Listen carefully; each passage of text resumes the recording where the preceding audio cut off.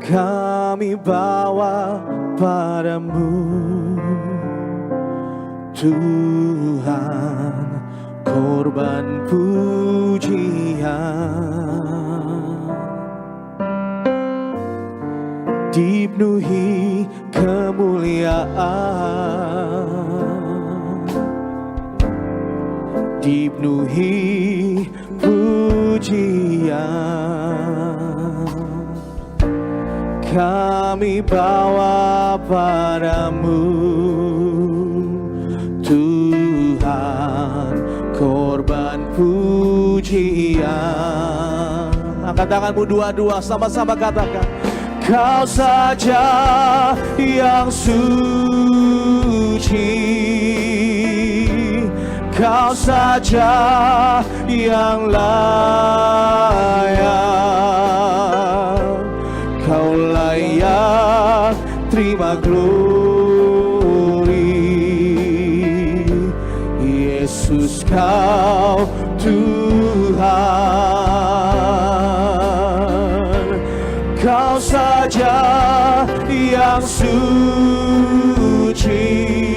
hanya Kau yang layak Tuhan, yang layak, Kau layak terima glory. Hanya Kau Tuhan Yesus, sungguh hanya Kau Tuhan. Kita berikan tepuk tangan yang meriah, kita sambut firman Tuhan. Kau saja, oh Yesus, Kau saja Tuhan, Kau layak terima glory. Panggil namanya Yesus, Kau Tuhan, Yesus, Kau Tuhan, oh Kau saja Tuhan yang suci, Kau saja yang layak,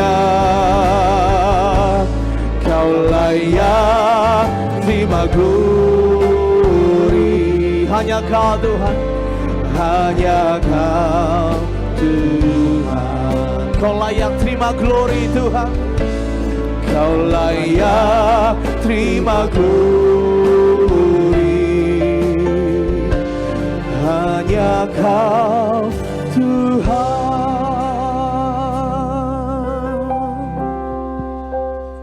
Mari saudaraku, sebelum kita menyatakan firman Tuhan, kita bersatu di dalam doa. Bapa, kami mengucap syukur Tuhan atas semua kasih-Mu, kemurahan-Mu, kebaikan-Mu. Kalau tadi pagi kami masih bisa bangun tidur, menghirup nafas kehidupan, itu semua hanya karena kebaikan dan kasih-Nya Tuhan. Kami percaya Engkau Allah yang setia, di balik setiap masa sukar yang kami hadapi saat ini, di balik setiap masa-masa sulit yang terjadi saat ini. Kami percaya kami gak berjalan sendirian, karena kami berjalan bersama Sang Juru Selamat, Tuhan Yesus Kristus. Maka hari ini kami percaya Tuhan, kebaikan Tuhan selalu ada di hari yang baru ini, dan mujizat Tuhan selalu tersedia bagi setiap kami. Sebentar kami akan mendengarkan firman Tuhan. Biarlah Engkau yang kuduskan, sucikan setiap perkataan hamba dari mimbar ini. Biarlah hamba yang semakin kecil dan Tuhan Yesus yang semakin ditinggikan. Hamba berdoa, hamba tidak mau mencuri kemuliaan-Mu yang utama dalam pelayanan ini, supaya setiap mereka yang menerima firman Tuhan, hidupnya diubahkan, dimenangkan, dan nama Yesus dipermuliakan. Terima kasih Bapa, di dalam nama Tuhan Yesus Kristus, setiap kita yang diberkati, yang percaya, sama-sama kita katakan, amin. Mari saudaraku, yang di rumah boleh berikan kemuliaan buat Tuhan Yesus. Shalom saya ucapkan buat setiap saudara yang sedang menyaksikan live streaming Tiberias. Saya ucapkan juga shalom khususnya buat setiap jemaat Tuhan yang mungkin datang dari berbagai denominasi atau berbagai gereja, yang mungkin baru pertama kali datang ke Tiberias live streaming. Saya ucapkan shalom dengan penuh kasih. Dan hari ini ya kita melihat, sebelum saya masuk ke dalam firman Tuhan, izinkan saya untuk menyampaikan pesan bahwa di masa-masa sukar seperti ini, di masa-masa sulit seperti ini, kita sesama anak-anak Tuhan sudah sepantasnya untuk saling mendukung, saling mengasihi, Dan di masa-masa seperti ini kita saling mendoakan agar nama Tuhan semakin dipermuliakan. Amin saudara.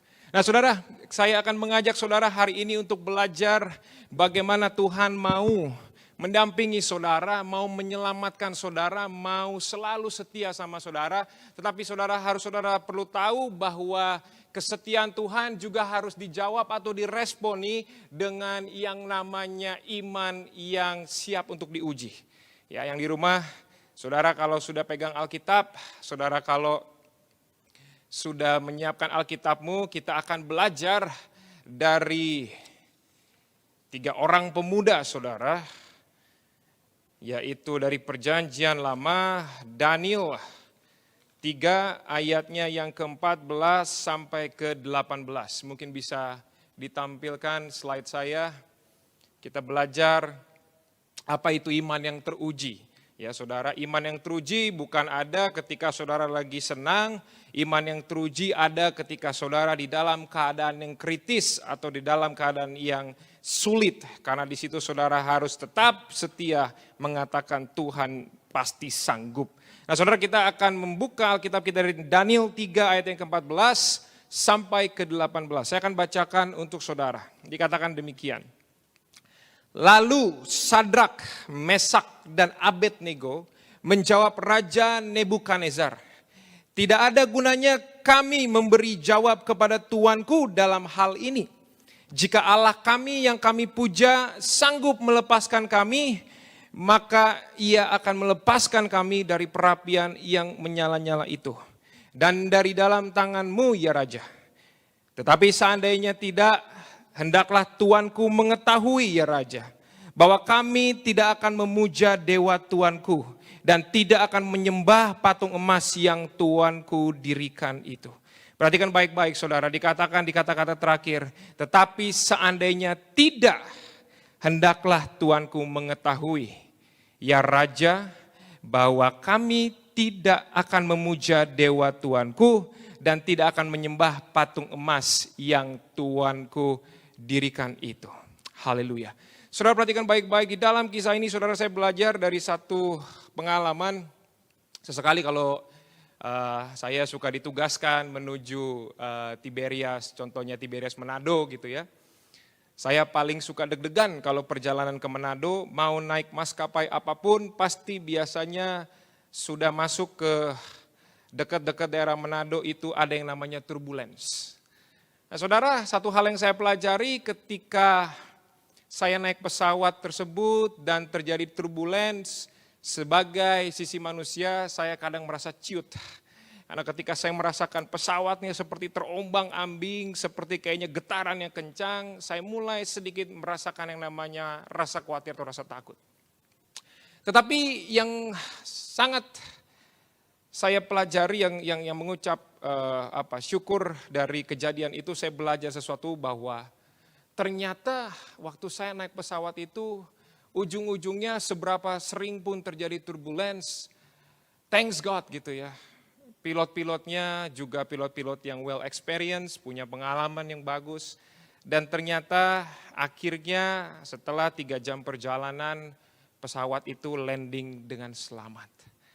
Saudara, kadang-kadang hidup itu mungkin kalau digambarkan saudara, hidup itu apalagi dalam keadaan pandemi COVID-19 saat ini, mungkin kita ada dalam masa di mana pesawat kita sedang mengalami turbulensi atau sedang mengalami yang namanya goncangan. Tapi satu hal yang saya pelajari saudara, atau satu hal yang saya percaya, terutama dari kitab Daniel 3 ayat 14 sampai 18 ini, pilot kita jauh lebih dari kata well experience. Pilot kita lebih dari kata sempurna, pilot kita lebih dari kata mampu, pilot kita lebih dari kata sanggup. Tapi pilot kita adalah pilot yang pasti menyelamatkan, dan pilot kehidupan kita Yesus namanya. Dan ini menjadikan kita orang yang paham bahwa sekalipun saat ini turbulensi itu berbicara tentang turbulensi yang seakan-akan sepertinya ekonomi sedang menurun, sepertinya kesehatan yang sedang menurun, sepertinya badai kehidupan sedang terjadi, sepertinya ada job loss, ada kehilangan pekerjaan, sepertinya ada kehilangan pendapatan, sepertinya ada kehilangan seperti ada kehilangan, yaitu mungkin kehidupan sehari-hari kita butuh sandang pangan papan, kayaknya ada supply yang berkurang. Tetapi sesungguhnya hidup saudara dipegang penuh oleh Tuhan Yesus. Dan Tuhan Yesus sanggup untuk menyelamatkan saudara dari setiap keterpurukan saudara. Amin saudara. Ini satu hal yang harus saudara imani. Ya, iman berbicara tentang bukan cuman ngomong bahwa Tuhan lihat keadaan saya. No. Tapi iman berbicara juga bahwa Tuhan sanggup selamatkan saya dari krisis, dari depresi, ya, dari bangkrut, dari kehilangan pekerjaan, dari PHK, dari segala keadaan yang terjadi saat ini. Ya, masalahnya saudara, ya, mungkin bisa ditampilkan. Ya, masalahnya, tadi kita lihat slide turbulensi tadi udah dikasih lihat. Ya, kita masuk masalahnya. What is the problem? Ya, what is the problem? Masalahnya tidak setiap saat kita terlihat, tidak setiap saat Dia, Tuhan, terlihat atau terkesan menyelamatkan kita. Perhatikan garis bawahi, terlihat atau terkesan, ini perlu digaris bawahi, menyelamatkan kita. Dan di saat seperti itulah iman lahir. Karena iman lahir dari saat-saat krisis. Iman berbicara bukan hanya bilang kalau Tuhan melihat situasi saya. Tapi iman juga berbicara bahwa kita yakin berkata Tuhan juga pasti menyelamatkan saya. Ini berbicara tentang iman. Iman berbicara tentang saudara dan saya percaya sekalipun keadaan saat ini yang kita lihat buruk, sekalipun keadaan yang saat ini kita lihat tidak sesuai dengan ekspektasi kita. Tapi kita masih bisa bilang, masih bisa ngomong bahwa Tuhan pasti selamatkan saya. Saudara, saya tahu keadaan saat ini sangat sulit. Saudara, saya juga sedih kalau baca DM saudara ke Instagram saya. Kadang-kadang saya pengen nangis tapi saya tahu saya ini terbatas. Saya nggak bisa bantu semua orang. Because I'm not your savior is only Jesus. Penyelamatmu bukan lagi manusia. Penyelamatmu adalah cuma Tuhan. Kalau saudara perhatikan baik-baik, waktu krisis 98, yang kena krisis mungkin hanya beberapa negara. Salah satunya Indonesia, Korea Selatan, Thailand, Hong Kong, atau beberapa negara Asia Tenggara lainnya, Filipina dan lain sebagainya. Mereka masih bisa bersandar sama negara yang kuat. Mereka masih bisa melakukan peminjaman uang. Tapi sekarang yang terkena global, bahkan negara terkuat pun saat ini sedang dalam kesulitan, sedang dalam masa di mana mereka juga mengalami PHK besar-besaran, unemployment rate sangat tinggi. Artinya apa? Kalau negara aja nggak bisa bersandar sama negara kuat, apalagi kita person to person. Dan kenapa Tuhan izinkan hal ini terjadi, saudara? Supaya saudara dan saya tahu, yang bisa kita andalkan hanyalah Tuhan saja. Boleh beri kemuliaan buat Tuhan Yesus, saudara. Amin. Ini adalah message yang saudara harus terima dan saudara imani. Ini adalah pesan yang Tuhan mau kasih tahu. Even the strongest country, bahkan negara terkuat sekalipun, bisa dibuat untuk membutuhkan Tuhan saja. Artinya ini adalah masa pemurnian, di mana Tuhan ingin memurnikan iman setiap orang di akhir zaman. Supaya kita nggak cuma berharap sama orang, nggak cuma berharap dengan koneksi, nggak berharap cuma sama jabatan, nggak berharap cuma sama deposito, nggak cuma berharap dengan apa yang kita miliki, tapi benar-benar berharap cuma sama Tuhan. Karena Tuhan bisa bekerja lewat sistem, Tuhan bisa bekerja lewat orang-orang pilihan, Tuhan bisa bekerja lewat wisdom atau hikmat. Agar kamu tahu apa yang mesti kamu lakukan di masa krisis seperti saat ini. That's a message, and a strong message yang saudara dan saya perlu terima di masa-masa pandemi COVID-19. Tuhan gak mengajarkan kita untuk takut, tapi Tuhan mengajarkan kita untuk berani berjalan bersama Dia. Amin. Sayangnya gak semua orang yang ngomongin iman itu kelihatan beriman. Iman yang nyata ada pada Matius 7. Coba kita buka dulu yuk. Matius 7, 22-23. Apa sih yang dikatakan? Ya, Matius 7 ayat 22-23. Saya bacakan untuk saudara. Pada hari terakhir banyak orang akan berseru kepadaku, Tuhan, Tuhan, bukankah kami bernubuat demi namamu dan mengusir setan demi namamu dan mengadakan banyak mujizat demi namamu juga? Pada waktu itulah aku akan berterus terang kepada mereka. Nah, ini perkataan Tuhan nih. Dan berkata, aku tidak pernah mengenal kamu, enyahlah daripadaku, kamu sekalian pembuat kejahatan sih. Apa yang kelihatan di mata manusia belum tentu sama perspektifnya seperti apa yang ada di mata Tuhan. Artinya apa? Iman yang sejati Tuhan bisa lihat. Iman yang sejati nggak ngomong tentang apa yang kelihatan di mata manusia, tapi apa yang kelihatan di mata Tuhan. Dan itu yang harus saudara dan saya miliki di masa krisis seperti ini. You have to have a strong faith based on Jesus' promises. Kamu harus punya kekuatan iman berdasarkan janji-janji Tuhan. Ya. Yang kedua dikatakan 1 Yohanes 2 ayat yang keempat dikatakan. Barang siapa berkata, ya 1 Yohanes 2 ayat yang keempat, barang siapa berkata aku mengenal dia tetapi ia tidak menuruti perintahnya, nah, ia adalah seorang pendusta dan di dalamnya tidak ada kebenaran. Ini berbicara tentang apa? Pertobatan, repentance. Gak bisa kita cuman kelihatan saat ini kan kalau kemarin-kemarin orang bisa kelihatan suci ada di gereja. Orang bisa kelihatan baik ada di gereja. Kalau di gereja semuanya haleluya, berdiri, semuanya angkat tangan, semuanya kelihatan baik. Tapi begitu di luaran, nah loh. Jangan sampai jadi halu lu ya katanya. Ketika orang kelihatannya baik, sekarang Tuhan ngomong apa?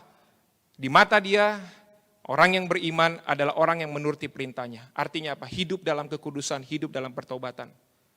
Sekarang saudara diizinkan gak nongol di gereja, tapi saudara diizinkan untuk nongol di rumah. Yang biasanya datang ke gereja kudus, tapi di rumah suka ngelawan orang tua. Nah lo sekarang nempel terus sama orang tua. Gimana coba? Bener-bener gak kamu beriman? Kalau kamu beriman, hormatin tuh orang tua. Yang sekarang biasanya suka berantem sama kakak adik, hari ini kamu nongol terus tuh. Ketemu terus sama kakak adik kamu tuh, stay at home. Bener gak tuh kamu beriman? Bener gak kamu mengasihi saudara-saudara kamu di rumah? Nah loh, ini masa pemurnian. It's not about what you see or what I see, but it's about what God sees from you. Apa yang Tuhan lihat dari kamu. Sekarang masa-masa di mana saudara dan saya menunjukkan apa itu pertobatan. Makanya Tuhan baik.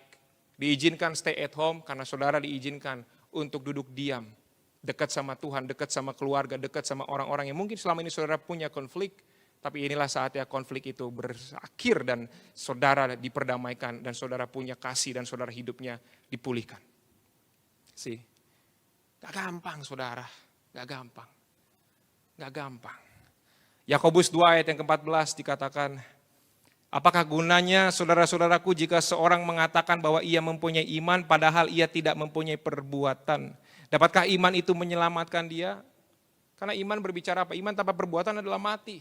Jadi iman berbicara tentang apa? Iman berbicara tentang sesuatu hal yang praktikal. Saudara sanggup melakukannya dan saudara tahu saudara sanggup melakukannya karena saudara punya Yesus. Lakukan pertobatan, jaga mulutmu, jaga jempolmu. Ya lagi pandemi gini kok masih bisa saling ngehina, saling ngeritiknya mending kalau benar, kalau ngeritiknya cuma bikin kekisruhan. Ya lagi kayak begini kok, ya kita kadang-kadang ya saling ngejek, ya buat apa? Stay at home itu apa sih? Quarantine itu apa sih? Karantina itu apa sih? Supaya apa? Kita dimurnikan. Udah tahu masa lagi pandemi gini, ya kita saling menyatu, saling ngasihi, saling ngampuni, saling setia, saling support. Amin. Saling setia, saling support, saling ngasihi. Bukan pakai jempol ini buat iseng untuk membuat kekisruhan di sosmed. Bukan pakai mulut ini untuk iseng ngomong buat kekisruhan dimanapun. Enggak, kita pakai mulut kita untuk bawa damai sejahtera. Kita pakai jempol kita untuk bawa damai sejahtera. Kita pakai semua yang bisa kita lakukan untuk damai sejahtera. Karena itu bentuk dari iman saudara dan saya. Itu bentuk iman seorang Kristen, pengikut Kristus. Kita berkata apa? Biarlah anak-anak yang membawa damai disebut anak-anak Tuhan. Ini harus saudara saya perhatikan. Amin saudara. Maka dari itu saudara kita lihat slide berikutnya. Apa yang mau dikatakan? Ya. Jadi jangan cuma seperti berpakaian iman saudara. Atau kelihatan beriman tapi nggak punya iman. Iman yang dimiliki saat krisis adalah iman yang tetap ada. Sekalipun keadaan nggak sesuai dengan yang kita mau. Because we live by faith and not by sight.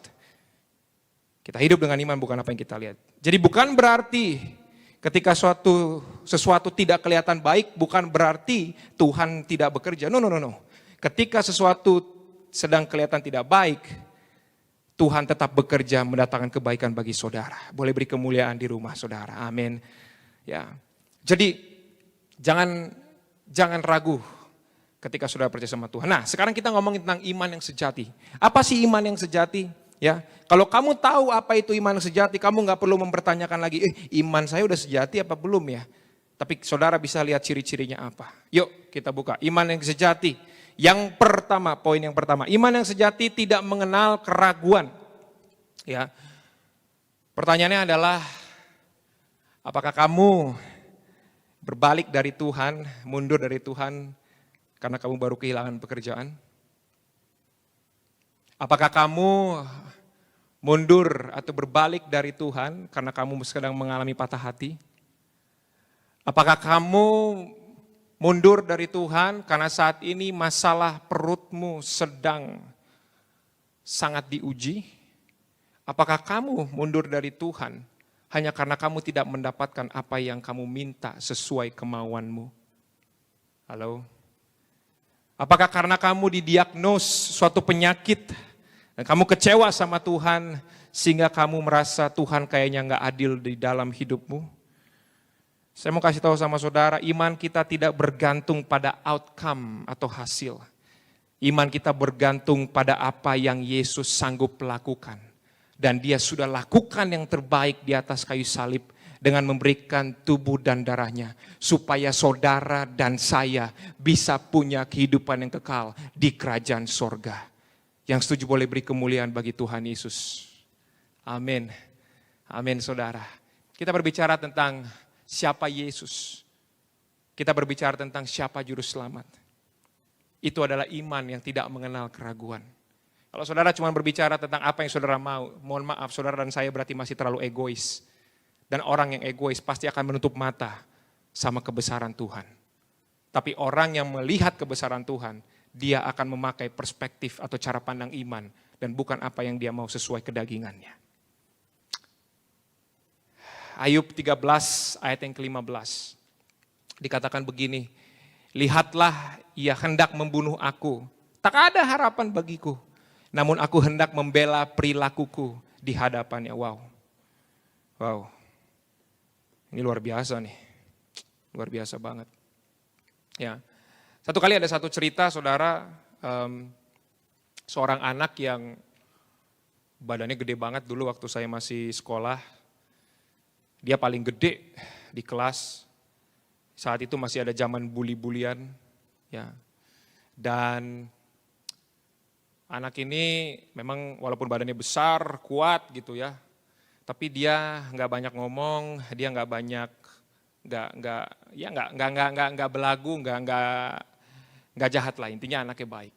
Nah satu kali ada beberapa anak-anak teman-teman sebaya yang badannya jauh lebih kecil, yang mungkin butuh pengakuan gitu, datang, so jago, ngebully, ya kan, dan ngata-ngatain yang teman saya yang badannya besar ini. Tapi teman saya tetap diam. Sampai satu kali saudara mereka sudah kelewat batas karena mereka bermain fisik, udah mulai iseng pukul-pukul dan lain sebagainya.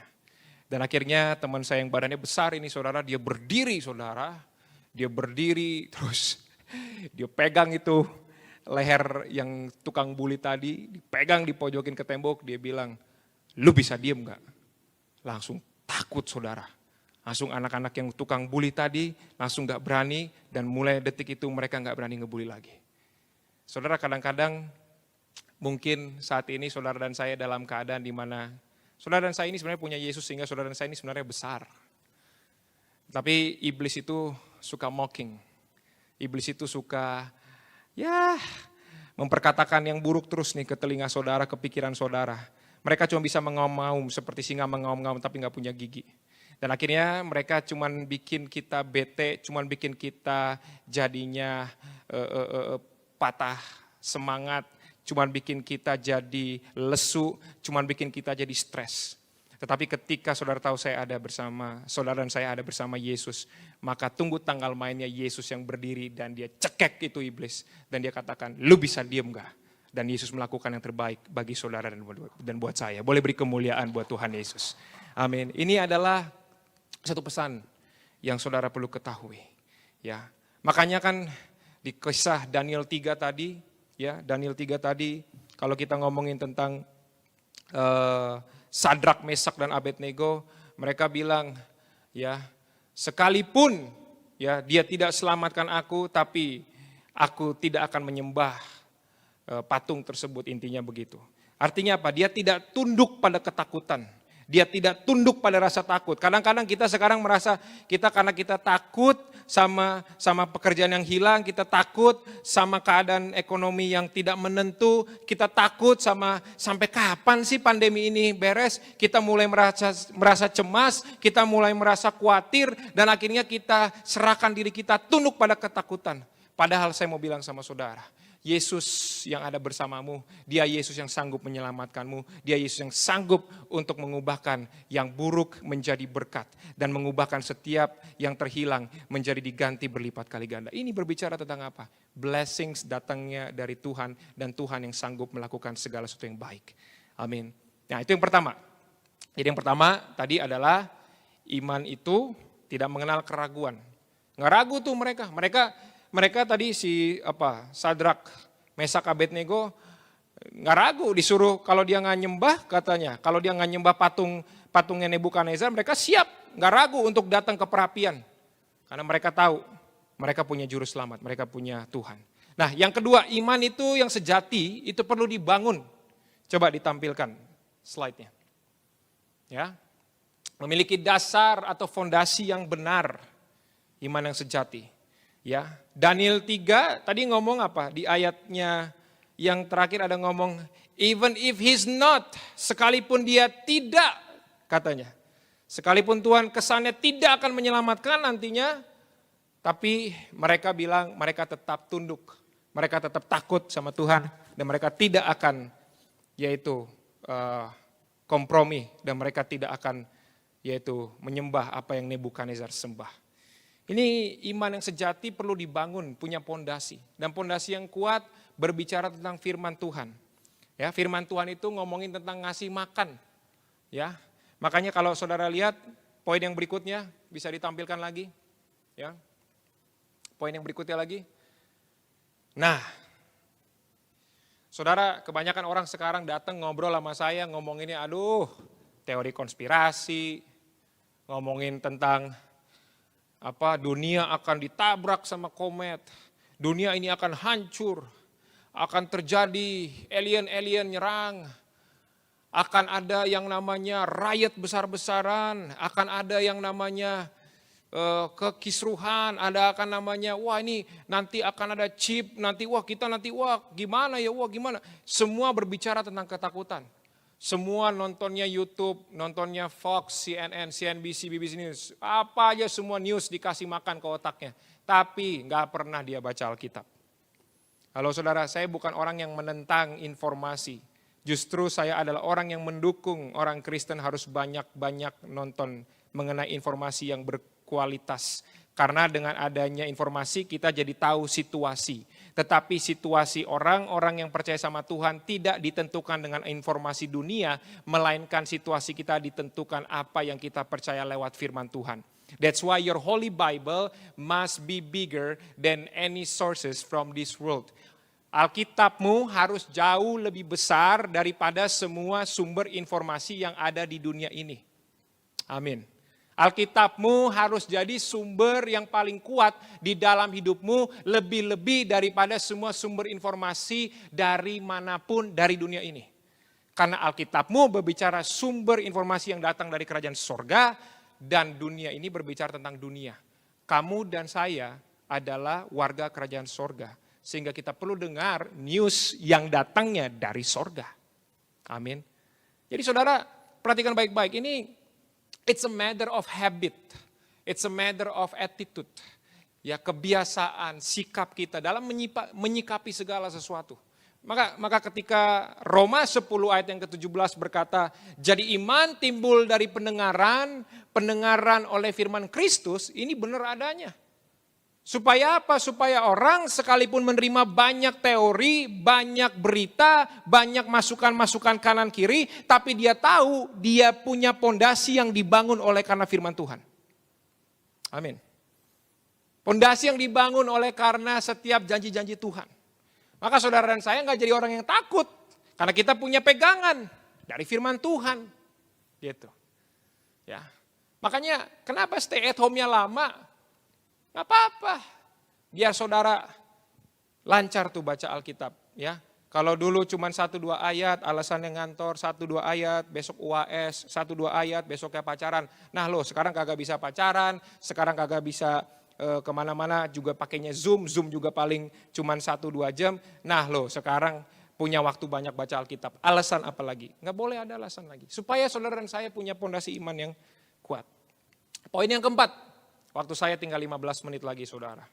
Saya akan mencoba untuk merecap lebih cepat. Poin yang keempat, iman itu harus diperkatakan. Katakan bersama saya, perkatakan. Perkatakan. Katakan. Wah. 2 Korintus 4 ayat 13-14 dikatakan begini. Namun karena kami memiliki roh iman yang sama seperti ada tertulis, aku percaya sebab itu aku berkata-kata.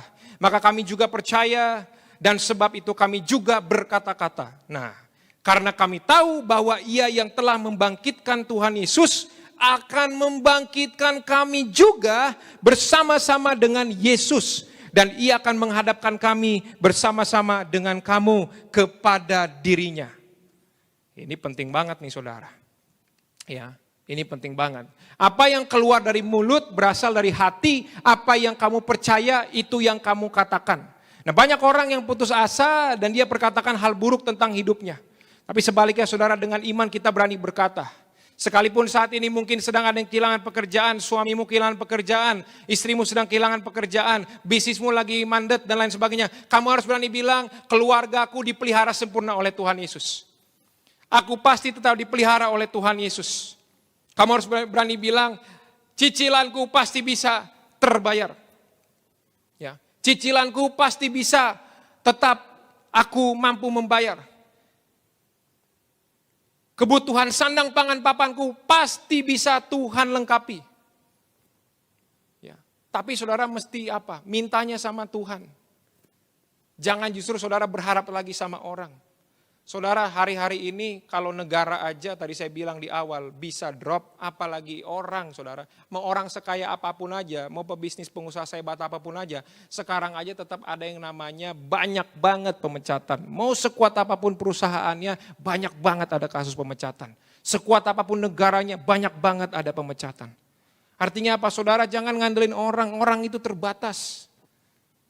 Yang sayangnya adalah saya mau bilang sama saudara, kalau kita ngandelin orang kuat, suatu saat orang kuat itu ada masanya. Suatu saat kekuatannya udah gak ada lagi, maka ketika dia gak punya kekuatan, saudara juga hilang kekuatan. Kalau saudara berharap sama orang kaya, kekayaannya suatu saat tidak ada lagi, maka saudara pun akan turun. Tapi kalau saudara tetap mengandalkan Tuhan, Tuhan gak pernah turun. Dia selalu penuh dengan kuasa, dia selalu penuh dengan berkat, dia selalu penuh dengan yang baik. Maka saudara tidak akan pernah berkekurangan. Apa yang saudara hadapi saat ini, saudara harus menghadapinya bersama Tuhan. Amin. Itu yang dikatakan iman yang harus diperkatakan saudara. Perkatakan dengan keadaan seperti ini. Kalau saudara nanya sama saya, Pak Jonathan, Pastor Joe, gak takut apa? Takut mah ada. Tapi saya tidak memperkatakan ketakutan saya. Saya tetap memperkatakan iman. Saya tetap memperkatakan bahwa Tuhan perhitungkan setiap perkataan imanku. Karena tadi yang saya pernah bilang, Tuhan bisa bekerja lewat banyak hal. Tuhan bisa kirim-kirim orang baik yang akan bantu. Tuhan bisa bekerja lewat sistem. Ya, salah satunya bisa lewat dari pemerintah. Ya, saya kemarin sempat dapat email dari bank mengenai masalah credit card. Ada yang namanya bunga yang diturunkan, gitu. Nah itu juga Tuhan bisa bekerja lewat sistem, gitu. Lewat kebijakan Tuhan bisa bekerja lewat banyak hal. Ya, terus ada banyak saya lihat anak-anak muda yang mungkin kehilangan pekerjaan, sekarang jadi bikin jamu, jualan online, bikin frozen food, jualan online. Ini berbicara tentang kreativitas, berbicara tentang wisdom. Jadi Tuhan juga bisa bekerja lewat wisdom, lewat hikmat. Jadi orang itu dipacu kreatif, bukan jadi orang yang mohon maaf, miskin iman. Tapi kamu harus kaya dulu akan iman supaya kamu bisa tetap kuat di dalam segala hal. Think out of the box, itu juga karena iman.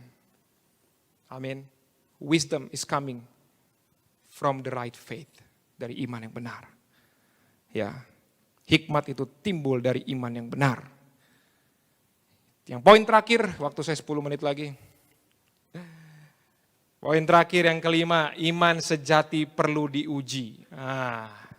Iman sejati perlu diuji. Ya. Yakobus 1 ayat yang kedua sampai keempat. Saya mungkin boleh mengundang teman-teman well singers dan pemusik. Yakobus 1 ayat yang kedua sampai keempat dikatakan, saudara-saudaraku anggaplah sebagai suatu kebahagiaan. Ya, saudara-saudaraku anggaplah sebagai suatu kebahagiaan apabila kamu jatuh ke dalam berbagai-bagai pencobaan. Sebab kamu tahu bahwa ujian terhadap imanmu itu menghasilkan ketekunan. Dan biarkanlah ketekunan itu memperoleh buah yang matang. Supaya kamu menjadi sempurna dan utuh dan tak kekurangan suatu apapun. Bahasa Inggrisnya, trials makes our faith mature and complete. Cobaan membuat iman kita dewasa dan komplit. Saudara, saya teringat kalau perusahaan mobil mau jualan mobil, sebelum mobil itu diperjual atau diperdagangkan, maka mobil itu harus dites dulu. Apa yang dites? Remnya. Jangan-jangan nanti remnya blong, kalau dijual kan bahaya, itu bisa bikin citra perusahaannya jelek atau bikin mobil itu jadi nggak laku. Ya, remnya, gasnya, semuanya masih dites. At least mungkin sekitar 15 miles, 15 mil. Ya, dicek semua, dicek segala macam, layak pakai, baru dia dijual. Artinya apa, saudara? Mobil aja mesti diuji supaya bisa untuk terjun ke jalanan. Ya. Saat ini saudara dan saya, Tuhan izinkan untuk kita mengalami masa-masa iman yang diuji, karena saudara dan saya mau diberikan perkara yang jauh lebih besar sama Tuhan. Berkat yang jauh lebih besar sama Tuhan. Mau dikasih suatu hal yang jauh lebih besar lagi sama Tuhan. Makanya Tuhan izinkan untuk saudara dan saya diuji. Supaya ketika kita dapat yang hal besar tadi, kita gak gampang jatuh. Supaya kita gak jadi gampang drop, gak gampang down. Ada orang yang ketika diberkati dia lupa sama Tuhan. Dia jadi tinggikan dirinya, dia jadi sombongkan dirinya. Padahal dia lupa kalau yang kasih semuanya itu hanyalah Tuhan. Dia jadi lupa diri, dia jadi lupa sama orang lain. Dia lupa sama gereja, dia lupa sama orang-orang keluarganya. Dia lupa sama orang-orang sekitarnya. Ada orang yang ketika dia menjadi seseorang yang punya jabatan, dia dikenal banyak orang, dia lupa kenapa dia bisa dikenal, dia lupa kenapa dia bisa punya fame, dia lupa kenapa dia bisa pada tingkatan tertentu, karena sesungguhnya semua itu datang dari Tuhan. Tetapi ketika dia tidak teruji imannya, dia lupa diri, dia lupa Tuhan. Kalau saat ini saudara dan saya, kita sedang dalam masa yang diuji seperti ini, ada satu perkara yang baik. Alkitab berkata, engkau dan saya siap untuk menerima satu hal yang besar. Masa pandemi ini berakhir, ada pemulihan yang besar-besaran. Berkat Tuhan, percepatan ilahi akan datang pada hidupmu dan hidupku. Amin. Amin saudara. Dan hari ini saya mau bilang sama saudara, mungkin kalau saudara bertanya, Pastor John, lagi begini kita masih tetap perlu ngeberi gak ya? Saya teringat akan kisah seorang janda dengan kisah Nabi Elia yang bertemu dengan janda, kemana janda tersebut memberikan segala sesuatu dari kekurangannya. Mungkin hari-hari ini saya dan saudara bertanya, Tuhan kenapa aku harus bantu orang di saat aku kekurangan? Tuhan kenapa aku harus bantu orang lain padahal aku sendiri perlu dibantu? Tuhan kenapa aku harus tetap perpuluhan padahal aku sendiri lagi membutuhkan?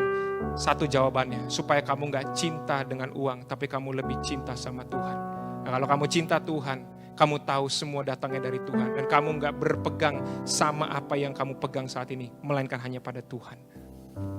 Ya, saya jujur aja saudara, saya cukup benci dengan yang namanya tes. Dari saya zaman sekolah, saya paling bete kalau tes. Karena saya mesti agak pasti stres, belajar segala macam sampai malam. Tapi ketika saya melewati tes tersebut, saya mengucap syukur. Karena ternyata dengan melewati tes tadi saya naik ke tingkatan yang jauh lebih baik. Dengan lewati tes tadi saya mendapatkan sesuatu yang lebih besar. So trials makes your faith complete and mature. Komplit dan matang.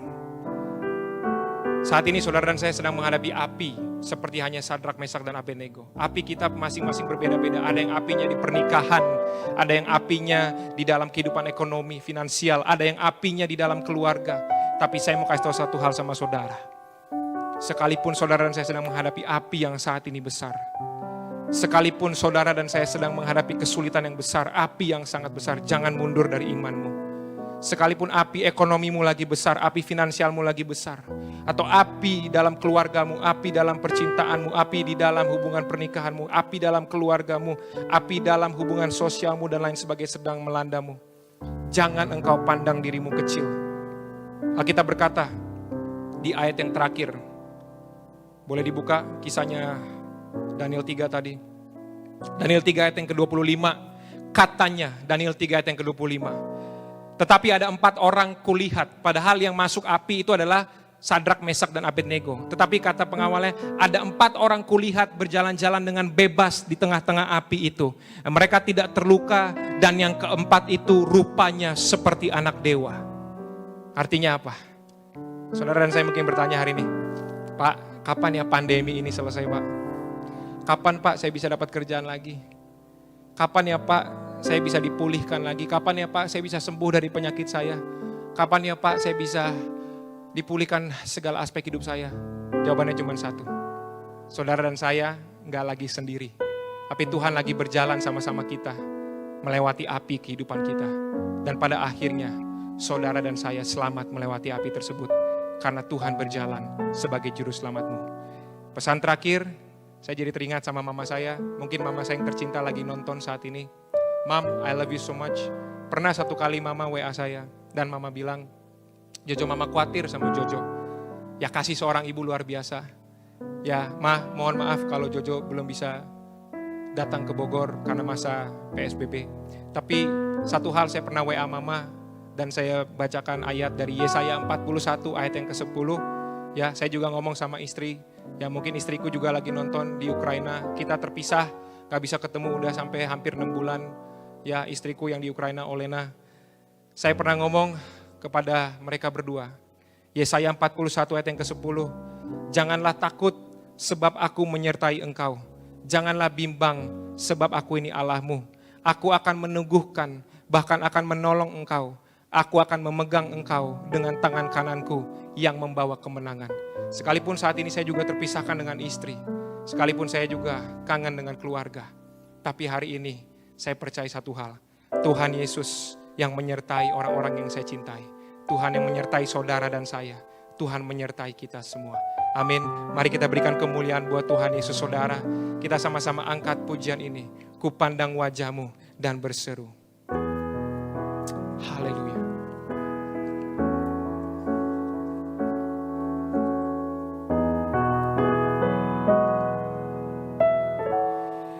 Ku pandang wajah-Mu dan berseru, pertolonganku datang dari-Mu.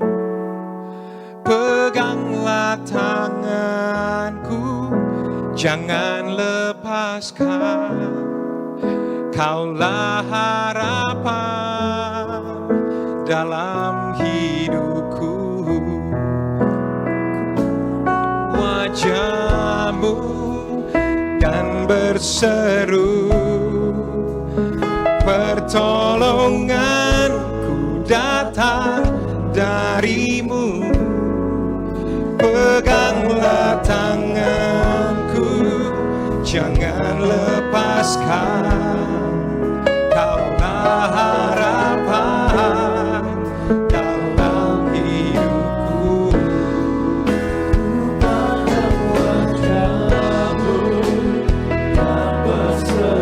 Sama-sama kita katakan di rumah.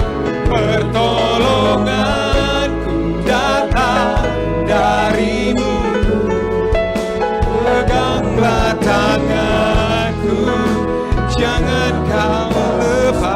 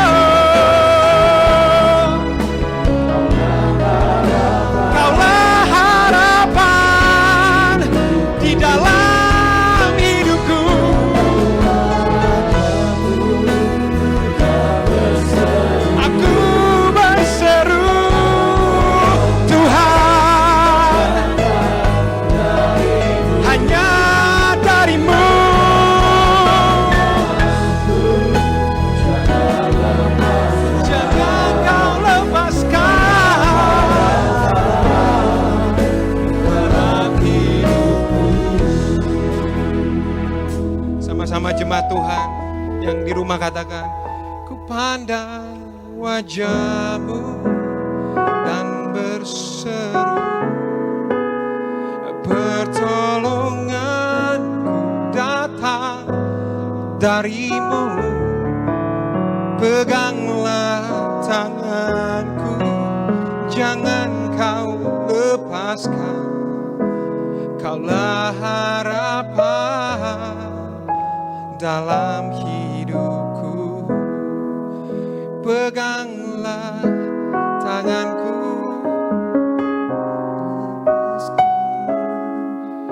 Kaulah harapan,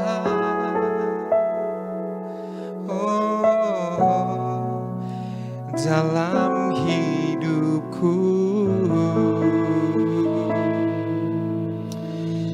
Mari kita bersatu dalam doa. Bapa, kami mengucap syukur Tuhan atas semua kasih-Mu, kemurahan, kebaikan-Mu Tuhan. Hamba percaya hari ini iman kami Tuhan sedang bentuk supaya menjadi iman yang dewasa dan komplit. Tuhan sedang mengizinkan kami masuk dalam masa ketika kami diuji seperti saat ini. Kami makin mengandalkan Tuhan. Kami makin punya kasih, makin punya karakter dan sifat, makin hari makin seperti Kristus. Maka hamba berdoa, biarlah pemulihan Tuhan terjadi atas setiap hidup mereka. Kalau hari ini ada yang lagi susah Tuhan, bahkan mungkin di rumah ada yang sedang menangis karena menantikan pertolongan Tuhan, biarlah tangan Tuhan bekerja atas setiap mereka. Tuhan sayang sama engkau semua. Tuhan mengasihimu. Dia sudah curahkan tubuh dan darahnya. Bahkan di akhir zaman dia bilang, Shemen vela yayin altazik. Yang ada minyak, ada anggur tidak akan dirusakkan. Artinya engkau dimateraikan. Wahyu 6 ayat 6 berkata janji Tuhan di akhir zaman. Maka hari ini Tuhan hamba berdoa agar setiap mereka hidupnya dikuatkan oleh karena Kristus yang menyertai mereka. Berjalan bersama melewati api seperti halnya 3 pemuda Hebrew tadi. Tapi saat ini hamba yang percaya kasih Tuhan sudah komplit di dalam hidup kami. Terima kasih Bapa. Sebentar kami akan memberikan persembahan. Biarlah Tuhan kami memberikan dengan hati yang sukacita, memberikan dengan rasa kasih. Dan apa yang kami beri Tuhan, biarlah semuanya hanya untuk memuliakan nama-Mu. Berkatilah setiap persembahan mereka Tuhan, kuasa Tuhan menyertai setiap mereka. Di dalam nama Tuhan Yesus Kristus. Setiap kita yang diberkati yang percaya, sama-sama kita katakan, amin. Selamat memberi saudara, Tuhan Yesus pasti memberkati. Kita berikan tepuk tangan.